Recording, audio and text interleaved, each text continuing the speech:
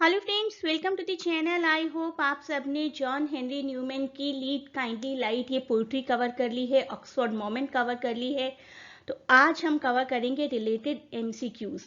MCQs को cover करना, MCQs को पढ़ना बहुत ज़रूरी होता है किसी भी कॉम्पिटिटिव एग्जाम के लिए। फोनेटिक्स के वीडियोस अभी ऐड नहीं किए गए हैं, लेकिन बाकी सभी topics poetry, short story, play, novel, essay and even history के अभी सभी वीडियोस नहीं है। अभी 2 वीडियोस को ऐड किया गया और टोटल 11 चैप्टर्स हैं।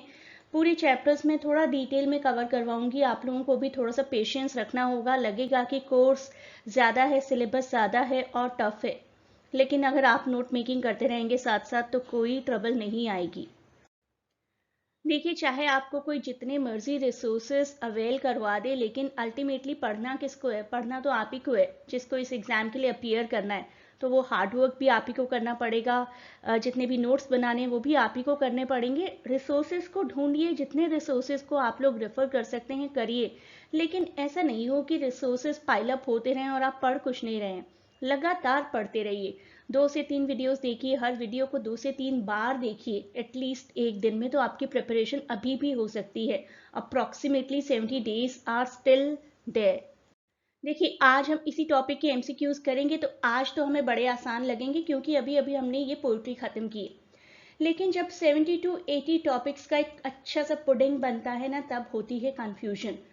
तो कहने का मतलब सिर्फ इतना सा है कि लाइटली मत लीजिए क्वेश्चंस को। यहाँ पर तो हमें आंसर पता है बहुत अच्छे से कि लीड काइंडली लाइट और praise to the holiest in the height किसने लिखी है? Option A. Next question, John Henry Newman's book tract for times started what major moment in Anglican church? The correct answer is of course option B, Oxford moment. What is common amongst Cardinal Newman, John Keble, Henry Newman and Stanley? The correct answer here is option D. They were all associated with the Oxford moment. हमने Oxford moment भी बहुत अच्छे से cover किया है। अगर किसी ने नहीं किया है तो पोइट्री सेक्शन में जाइए, पोइट्री प्लेलिस्ट में जाइए और उसको कवर करिए। नेक्स्ट क्वेश्चन जो कि बहुत कॉम्पिटिटिव एग्जाम्स में आता है, सिर्फ हमारे इसी एग्जाम में नहीं। The Oxford moment was basically a which moment? Religious, political, social और literary? The correct answer here is option 1, religious moment.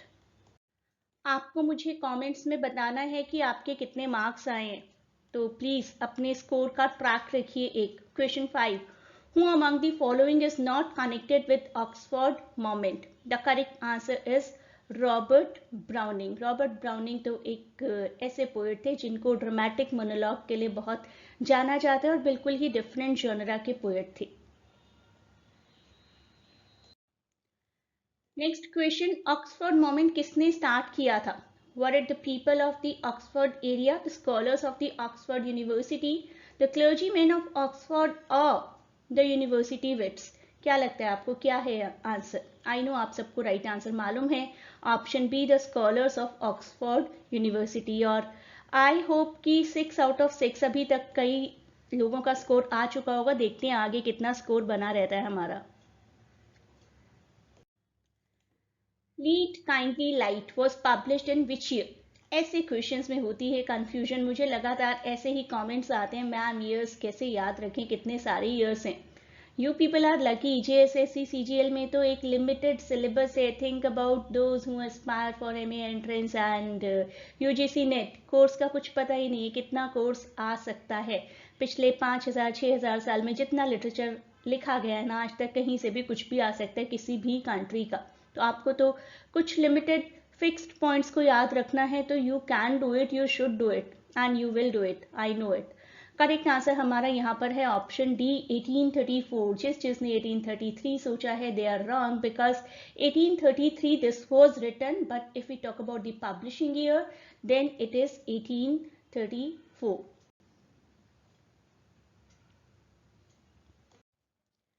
Next question, what is a hymn? Hymn क्या होती है? Gothic story, romantic poetry, humorous poetry और devotional? Devotional prayer जब हम कोई करते हैं, या भक्ति संगीत, भक्ति गीत हम कह सकते हैं किसी हिम को। हिंदी में हम लोग भजन कह सकते हैं। Next, lead kindly light is sung, generally sung, कैसे ओकेजन्स पे इसको गाया जाता है?